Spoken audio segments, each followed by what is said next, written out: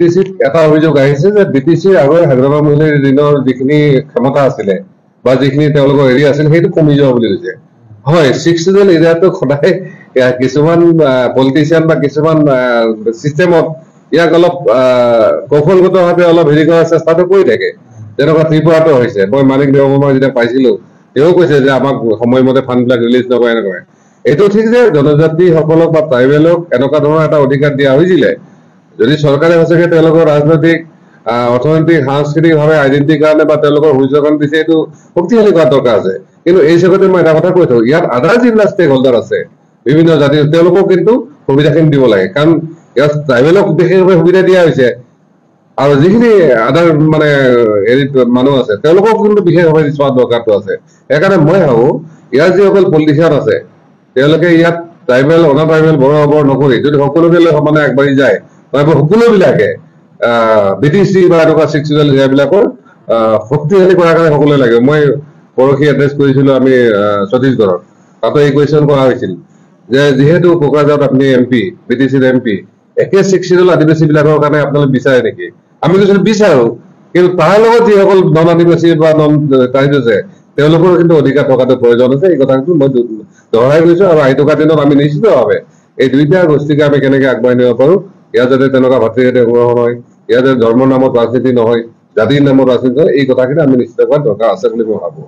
এনেকুৱা চমকপ্ৰদ উন্নয়ন হৈছে বুলি ক'ব নোৱাৰি বহুতখিনি হয়তো পাইপলাইনতে আছে আৰু বিশেষভাৱে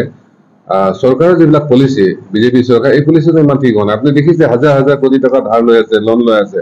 অৰুণোদয়ৰ নামত 2-3 বছৰকে ৰাইজক মানে এই চৰকাৰখন 2 বছৰ অৰুণোদয়লৈ খেচি আছে ঠিক তেনেকে বাকী আপুনি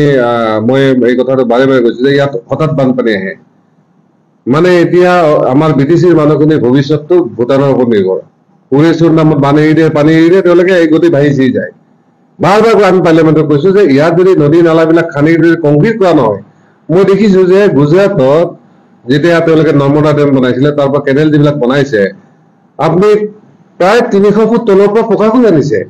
তাত যদি আমাৰ ইয়াত কিল নহয় ইয়াততো শিল বেলেগ কোনো নহয় না শিল বেলেগ অভাৱ আছে মাত্ৰ চিমেণ্টখিনি কৰিব লাগে আৰু চিমেণ্টৰ কাৰণে চিমেণ্ট বনাওঁতে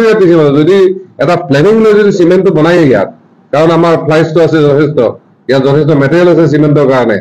গতিকে আমাৰ সহজ হয় আচলতে সেইকাৰণে মই ভাবো যে আমাৰ চৰকাৰখন যেন পিপুল ফ্ৰেণ্ডলি নহয় এনেকুৱা এটা অৱস্থা যাৰ ভোগটো বিটিচিও বুজিব লগা হৈছে আৰু কৰাপশ্যনৰ ক্ষেত্ৰত মই এটা কথা ক্লিয়াৰলি কৈ চিষ্টেমটো এনেকুৱা হৈছে যে ইয়াত আপুনি কাৰোবাক দখল কৰি লাভ নাই অহা দিনত হয়তো পলিটিকেলি যদি আমি সক্ষম হ'ব চিষ্টেমটো আমি চেঞ্জ কৰিব লাগিব শ্ৰীৰামপুৰ গেটৰ কথা আপোনালোকে সকলোৱে জানে যে ইয়াত 2 দিন হয়তো বন্ধ হৈ 4 দিন আৰু আৰম্ভ হয় গতিকে এই ক্ষেত্ৰত চৰকাৰক লৈ সাধাৰণ ৰাইজৰ লগতে আমিও কিন্তু ইমান সন্তুষ্ট নহয় আৰু মিডিল ক্লাছ প্ৰায় খতম হৈ গৈছে আজি আপোনালোকে দেখিব যে সাংবাদিক বন্ধুই হওক আমাৰ সাধাৰণ মানুহখিনি হওক মিডিল ক্লাছৰ হাতত এটা 5 পইচা পায় কিন্তু আদানী আম্বানী বা তেওঁলোকৰ অংগী মহিলাৰ হাতত কোটি কোটি টকা আপুনি দেখিব একবাৰ ইডিডিএট মাৰিলে একদম হিচাপত কোটি টকা ওলায় তাৰমানে সাধাৰণ ৰাইজৰ পৰা কোটি পইচা টকা হৈছে সিহঁতৰ মাজত বুজি গৈছে গতিকে এই ধৰণৰ চৰকাৰ এনেকুৱা চৰকাৰ কিন্তু চলাব নোৱাৰিব